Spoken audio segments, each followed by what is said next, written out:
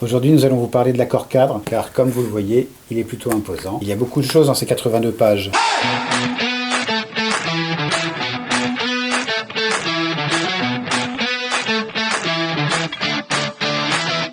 Bonjour Salomé. Bonjour Georges. Alors pour rappel, l'accord cadre 2019-2021 expirait le 31 décembre 2021. Donc l'enjeu pour l'UNSA était multiple. Tout d'abord que le personnel de la CDC ne soit pas privé de droits existants et gagner des droits nouveaux. Alors l'UNSA est intervenue dès décembre 2020 auprès du directeur général pour demander la négociation d'un nouvel accord 2022-2024. 9 mois de négociation, rien de concret pendant des mois, et enfin, après un vrai bras de fer avec la direction des ressources humaines, une V0 en octobre. Absolument. Alors le dossier devait passer au QEP du 26 novembre, et on a souhaité continuer à négocier directement avec le directeur général pour lever certains points bloquants. Cet accord présenté au QEP du 15 décembre comportait un équilibre plutôt global qui nous a conduit à prendre nos responsabilités en signant l'accord. Moi je tiens à rappeler que sans notre signature, sans la signature de l'UNSA, le personnel se serait vu privé d'un accord cadre, qui est la colonne vertébrale de la politique des ressources humaines à la Caisse des dépôts, et donc d'une grande partie du droit du personnel. Effectivement, la direction aurait eu les mains libres pour transposer les dispositions de la fonction publique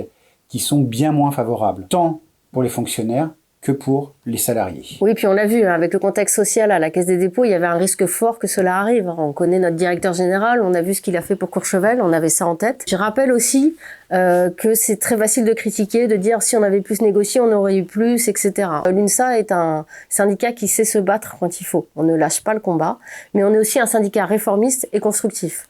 On aime bien prendre l'image de l'escalier. On vise tout là-haut, évidemment, mais on avance marche après marche. Et tout ce qui est gagné dans cet accord n'est plus à rediscuter. C'est du sûr, c'est du pérenne. C'est ça qui est important. Ça me permet d'enchaîner aussi sur la première grande nouveauté de cet accord, c'est qu'il a une partie socle et une partie plan triennal. Et ce qui est dans le socle ne sera plus rediscuté tous les 3 ans. Je vais en citer quelques-unes, par exemple comme l'ICPEO, indemnité compensatrice de PVO, l'ICR, indemnité compensatrice de rémunération.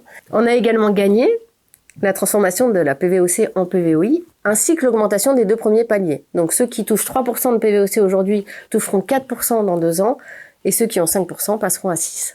Donc pour nous, c'est une véritable victoire. Toutes les personnels de la Caisse des dépôts toucheront une PVO individuelle. Et dernier point, les médailles du travail. Ça a été remis en question, on avait une grosse attente là-dessus, et on l'a gagné. Excuse-moi Salomé, je te coupe, mais il est toujours bon de rappeler que c'est l'UNSA qui est à l'origine de la PVO pour tous. Et nous avons réussi à convaincre la direction, après plusieurs années de combat, et malgré l'opposition de certaines organisations syndicales, que cette mesure était bonne pour l'ensemble du personnel de la Caisse des dépôts. Tu as tout à fait raison de le rappeler, le combat syndical est long, plus de 10 ans de combat, et on en est très fiers aujourd'hui de cet aboutissement. Concernant maintenant le plan triennal. Donc le plan triennal, il contient des mesures, notamment, il y a plusieurs choses, la rémunération, mais là on va parler de l'emploi, les parcours professionnels et les compétences. Alors on va en citer quelques-unes.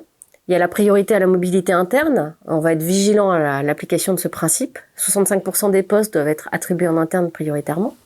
La création de passerelles collectives et individuelles vers d'autres métiers, qui permet d'avoir une véritable perspective de carrière, de se dire je rentre aujourd'hui comptable et je vais finir dans un autre métier, peut-être CDT, ça n'a rien à voir. Le renforcement des recrutements de fonctionnaires, on est un établissement public et l'UNSA y veille, et un accès à l'université Caisse des dépôts pour tous, qui inclut le plan de formation et les diverses écoles. Il y a aussi la mise en place d'un entretien professionnel qui sera dédié aux compétences et au parcours professionnel.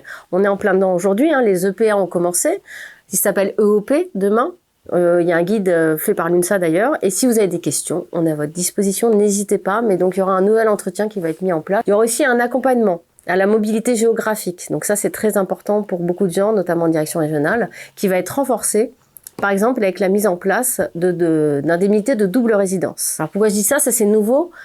Aujourd'hui avec les gens qui sont beaucoup en télétravail, ils hésitent en disant tiens je vais essayer de me vivre à Poitiers, si ça me plaît pas, je fais un aller-retour avec une nuit sur place 2 jours par semaine, et là il y aura une indemnité de double résidence pendant quelques mois. Il y a un sujet aussi qui nous tient très, très à cœur, n'est-ce pas à l'UNSA, Georges, tu le connais bien, les CDP.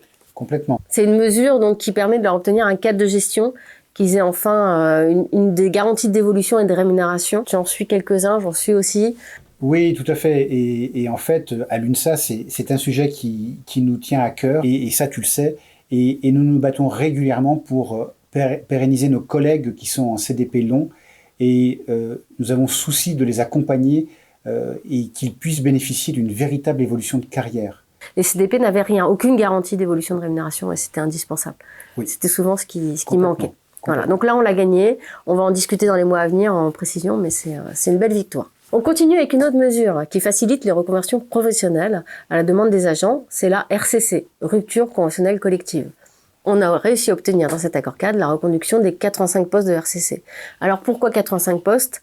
Parce qu'on en avait budgété 200 dans le dernier accord et il en restait 85 qui n'avaient pas été utilisés.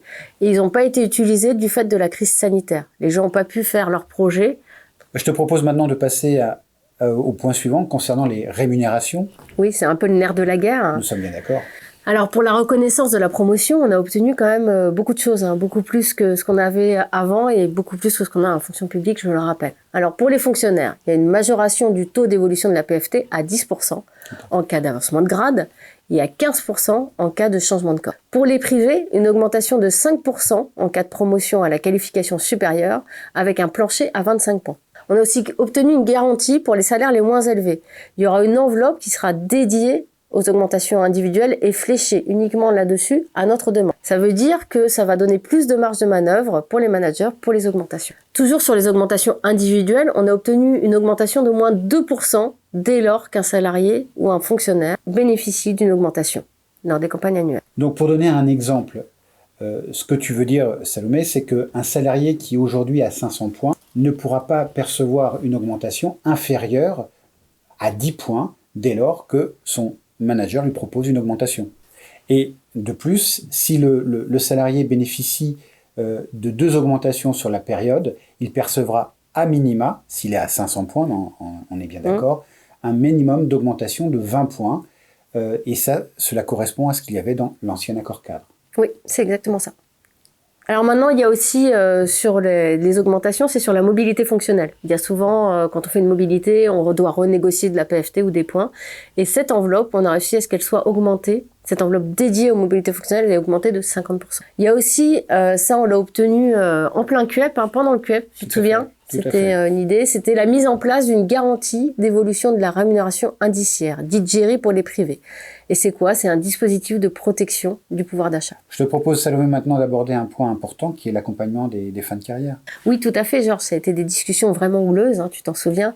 Un combat des 5 organisations syndicales et la DRH a refusé de façon catégorique de reconduire la CA, cessation anticipée d'activité, pour principalement 2 raisons.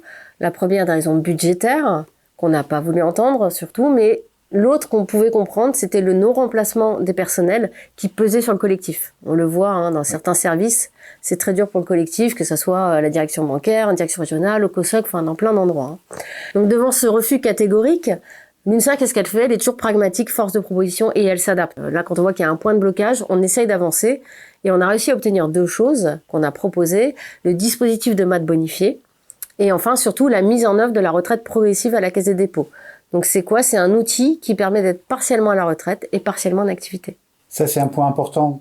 Et si nous y arrivons, ça me rappelle le combat qui a été mené pour la PVO. Et ça permettrait de concrétiser un système de retraite progressive. Et pour le coup, ce serait une belle avancée pour l'ensemble du personnel. Oui, c'est exactement ça. Et ça va faire partie des gros dossiers. On repart en égo, là, Georges, pour les mois à venir. Dernier point, je sais que l'heure tourne, on a obtenu un renforcement de la cellule d'intérim interne. On en y parlait des collectifs de travail qui sont parfois en sous-effectif et ça permettra, cette cellule qui est renforcée, de proposer un agent disponible rapidement pour un service qui a un problème d'effectif. Oui, voilà. C'est un point important, mais nous devons conclure. D'accord, ok, je fais très vite alors. Bon, l'accord cadre, vous l'avez vu, Georges l'a présenté au début, 82 pages. Vous doutez que j'ai pas le temps de rentrer dans le détail de tout. Toute l'équipe est à votre disposition, mais surtout, gros point important, vous donne rendez-vous dès vendredi et mardi prochain pour répondre à vos questions.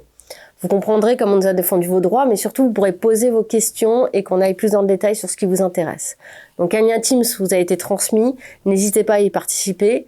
Ces réunions sont ouvertes à l'ensemble du personnel, que vous soyez à Angers, Bordeaux, Paris, en direction régionale, c'est l'avantage de la visio.